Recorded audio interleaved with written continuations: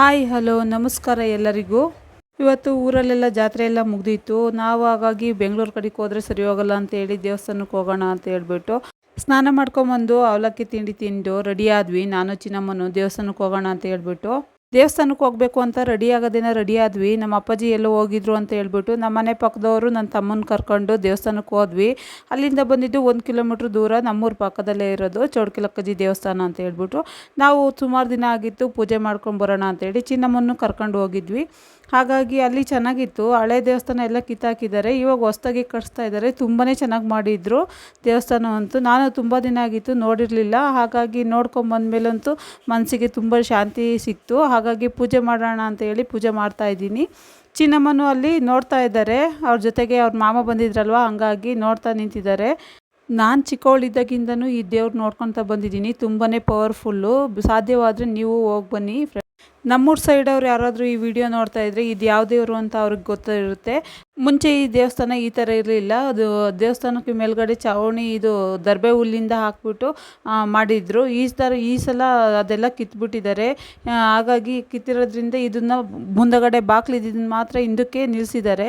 ಆ ಬಾಗಿಲಲ್ಲೇ ಪೂಜೆ ಮಾಡ್ಕೊಂಡು ಹೋಗ್ತಾಯಿದ್ರು ಎಲ್ಲರೂ. ನಾವು ಹಂಗೇನೆ, ನನಗೆ ಗೊತ್ತಿರಲಿಲ್ಲ. ಈ ಸಲ ಹೋದ್ಮೇಲೆ ನನಗೂ ಗೊತ್ತಾಯಿತು ಈ ಥರ ಮಾಡಿದ್ದಾರೆ ಅಂತ ಹೇಳ್ಬಿಟ್ಟು. ಹಾಗಾಗಿ ನಾವು ಬಾಗಿಲಿಗೆ ಪೂಜೆ ಮಾಡ್ಕೊಂಡು ಹೋಗ್ತಿದ್ವು. ಮುಂಚೆನೂ ಬಾಗಿಲಿಗೆ ಪೂಜೆ ಮಾಡ್ತಿದ್ದು. ಫುಲ್ಲು ದೇವಸ್ಥಾನಕ್ಕೆ ಅಟ್ಯಾಚ್ ಆಗಿತ್ತು ಬಾಗಿಲು. ಈಗ ಈ ಕಡೆ ಮುಂದಕ್ಕೆ ತೊಗೊಂಡಿದ್ದಾರೆ ಮುಂದಗಡೆ ಪೋರ್ಷನ್ನ. ಈ ದೇವಸ್ಥಾನದಲ್ಲಿ ಶುಕ್ರವಾರ ಮಂಗಳವಾರ ಅಂತೂ ಫುಲ್ಲು ರಶ್ ಆಗಿರುತ್ತೆ. ನಾವು ಬಿಡೋದಿಂದ ಹೋಗಿರೋದ್ರಿಂದ ಖಾಲಿ ಇತ್ತು. ಹಂಗಾಗಿ ನೆಮ್ಮದಿಗೆ ಪೂಜೆ ಮಾಡ್ಕೊಂಬಂದ್ವಿ, ಜನ ಇರಲಿಲ್ಲ. ಇನ್ನು ಈ ದೇವಸ್ಥಾನದಲ್ಲಿ ಯಾರು ಪೂಜಾರಿಗಳು ಇರೋದಿಲ್ಲ. ಹಣ್ಣು ಕಾಯಿ ಎಲ್ಲ ತೊಗೊಂಡು ಬಂದಿರೋದು ನಾವೇ ಇಟ್ಬಿಟ್ಟು ಪೂಜೆ ಮಾಡಿಕೊಂಡು ಬರ್ಬೋದು. ಚಿನ್ನಮ್ಮ ಅಂತೂ ಫುಲ್ ಸೀರಿಯಸ್ ಆಗಿ ಪೂಜೆ ಮಾಡಿಕೊಂಡು ನೋಡಿ ಅಡ್ಡು ಬೀಳ್ತಾ ಇದ್ದಾರೆ, ಯಾವ ಥರ ಬೀಳ್ತಾ ಇದ್ದಾರೆ ಅಂತ ಹೇಳ್ಬಿಟ್ಟು. ಇನ್ನು ಯಾರೋ ಅಲ್ಲಿ ಊದ್ಗಡ್ಡಿ ಬೆಳಗ್ಬಿಟ್ಟು ಅಲ್ಲೇ ಇಟ್ಟು ಹೋಗ್ಬಿಟ್ಟಿದ್ರು. ಚಿನ್ನಮ್ಮ ಕೈ ಬೇರೆ ಸುಟ್ಕೊಂಡ್ಬಿಟ್ರು ಹೋಗಿ ಊದ್ಗಡ್ಡಿ ಮುಟ್ಟಿ. ನನಗೂ ಗೊತ್ತಿರಲಿಲ್ಲ ಅಲ್ಲಿ ಊದ್ಗಡ್ಡಿ ಇಟ್ಟಿದ್ದಾರೆ ಅಂತ ಹೇಳ್ಬಿಟ್ಟು. ಹಿಂದಗಡೆ ಇದ್ರು ಚಿನ್ನಮ್ಮ, ಹಂಗಾಗಿ ಬಂದು 2 ಕೈಯಿಂದ ಹಿಡ್ಕೊಂಡ್ಬಿಟ್ಟಿದ್ದಾರೆ. ಎಷ್ಟು ಗೊಬ್ಬೆ ಬಂದ್ಬಿಟ್ಟಿದೆ. ಇನ್ನು ನಾವು ಪೂಜೆ ಮುಗಿಸ್ಕೊಂಡು ಮನೆಗೆ ಬಂದ್ವಿ. ಚಿನ್ನಮ್ಮ ನೋಡಿ ಯಾರ ಜೊತೆಗೂ ಮಾತಾಡ್ತಾ ಇದ್ದಾರೆ. ಏನು ಮಾತಾಡ್ತಿದ್ದಾರೆ ಅಂತ ಹೇಳ್ಬಿಟ್ಟು ನೀವೇ ಕೇಳಿಸ್ಕೊಳ್ಳಿ ಫ್ರೆಂಡ್ಸ್.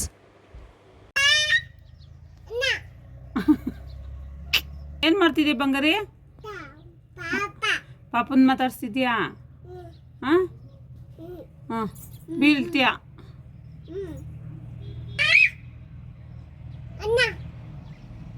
ಏನದು? ಅದೇನು ಮಾತಾಡ್ಸು. ಪಾಪಗೆ ಹೇಳು, ಅನ್ನ ಉಣ್ತಾ ಕೇಳು. ಅನ್ನ ಉಂಡ ಕೇಳು. ಅನ್ನ ಉಂಡ್ರ ಕೇಳು. ಅನ್ನ ಕೇಳು. ಮಾತಾಡ್ತಿಲ್ವಾ ಮನೆ? ಮಾತಾಡ್ತಿಲ್ವಾ ಅವರು? ಪಾಪ ಮಾತಾಡ್ತಿಲ್ವಾ ಕಂದ? ಕೇಳು ಪಾಪ. ಅನ್ನ ಇದು ನಮ್ಮನೆ ಸಾಕಿರೋದು ಬೆಕ್ಕು. ನೋಡಿದ್ರೆ ಫ್ರೆಂಡ್ಸ್ ಯಾವ ಥರ ಮಾತಾಡ್ತಿದ್ರು ಚಿನ್ನಮ್ಮ ಅಂತ ಹೇಳ್ಬಿಟ್ಟು. ಇನ್ನು ಚಿನ್ನಮ್ಮ ಇಷ್ಟು ಜೋರಾಗಿ ಮಾತಾಡ್ಸ್ತಾ ಬೆಕ್ಕು ಸ್ವಲ್ಪ ಹೆದರ್ಕೊಂಡ್ಬಿಟ್ಟು ದೂರ ಹೋಗ್ತಾ ಇತ್ತು.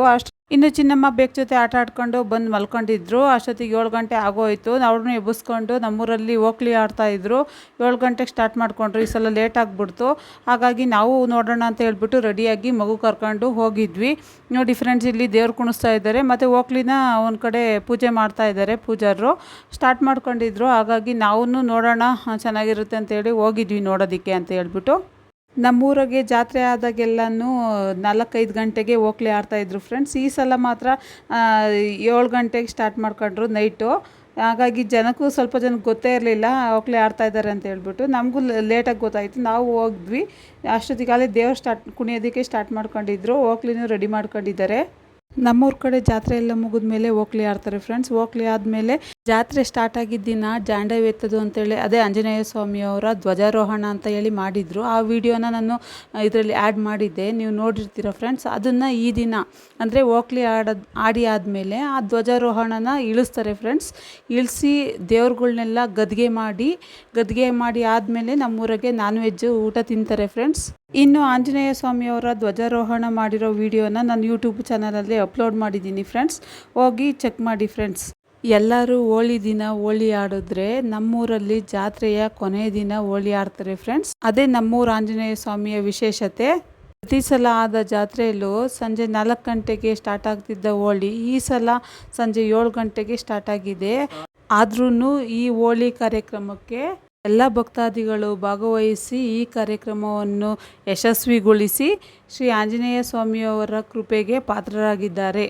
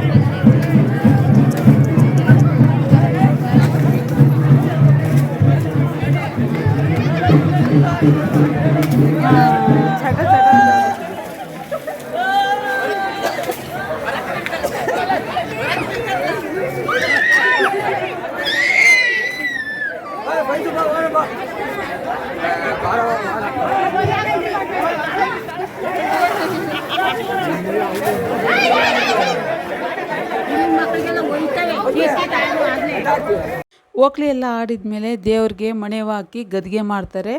ಮಣೆವು ಅಂದರೆ ಏನು, ಮಣೆವನ್ನ ಯಾವ ಥರ ಹಾಕ್ತಾರೆ ಅನ್ನೋದನ್ನು ಈ ವಿಡಿಯೋದಲ್ಲಿ ಪೂರ್ತಿಯಾಗಿ ನೋಡ್ಕೊಂಬರೋಣ ಬನ್ನಿ.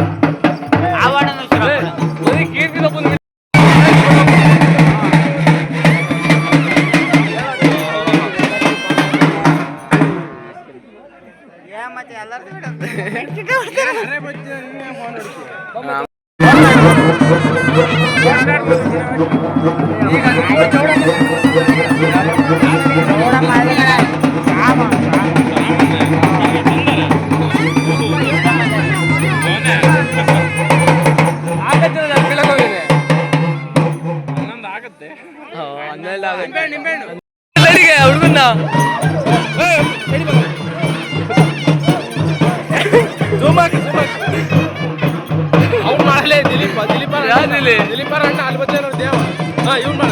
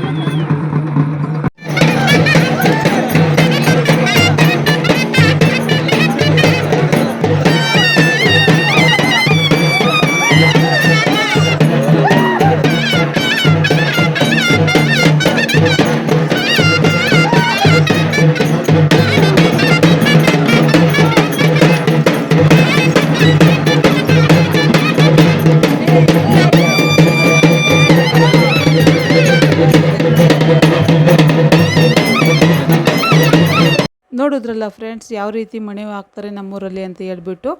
ಇದಾಗಿತ್ತು ನಮ್ಮೂರಿನ ಜಾತ್ರೆ ವಿಶೇಷತೆ. ಇದರೊಂದಿಗೆ ನಮ್ಮೂರಿನ ಜಾತ್ರೆ ಕಾರ್ಯಕ್ರಮದ 5ನೇ ದಿನವಾಗಿತ್ತು. ಉಳಿದ 4 ದಿನಗಳ ಕಾರ್ಯಕ್ರಮಗಳ ಬಗ್ಗೆ ಡೇ 1 ಡೇ 2 ಅಂತ ವಿಡಿಯೋಸ್ ಮಾಡಿಬಿಟ್ಟು ನಮ್ಮ ಯೂಟ್ಯೂಬ್ ಚಾನಲಲ್ಲಿ ಅಪ್ಲೋಡ್ ಮಾಡಿದ್ದೀನಿ. ಇನ್ನು ಈ ಜಾತ್ರೆ ವಿಡಿಯೋಗಳನ್ನು ನೋಡಿ ಆಂಜನೇಯ ಸ್ವಾಮಿ ಅವರ ಕೃಪೆಗೆ ಪಾತ್ರರಾಗಿ. ಈ ವಿಡಿಯೋನ ಕೊನೆವರೆಗೂ ನೋಡಿದ್ದಕ್ಕಾಗಿ ಧನ್ಯವಾದಗಳು. ಈ ವಿಡಿಯೋ ನಿಮಗೆ ಇಷ್ಟ ಆಗಿದ್ರೆ ಲೈಕ್ ಮಾಡಿ, ಸಬ್ಸ್ಕ್ರೈಬ್ ಮಾಡಿ, ಶೇರ್ ಮಾಡಿ, ಕಾಮೆಂಟ್ ಮಾಡಿ ಫ್ರೆಂಡ್ಸ್. ನಿಮ್ಮೆಲ್ಲರ ಸಪೋರ್ಟು ಹೀಗೆ ಇರಲಿ ಅಂತ ಭಾವಿಸ್ತಾ ನಾನು ಈ ವಿಡಿಯೋನ ಮುಗಿಸ್ತಾ ಇದ್ದೀನಿ. ಸಿಗೋಣ ನೆಕ್ಸ್ಟ್ ವಿಡಿಯೋದಲ್ಲಿ. ಬಾಯ್ ಬಾಯ್.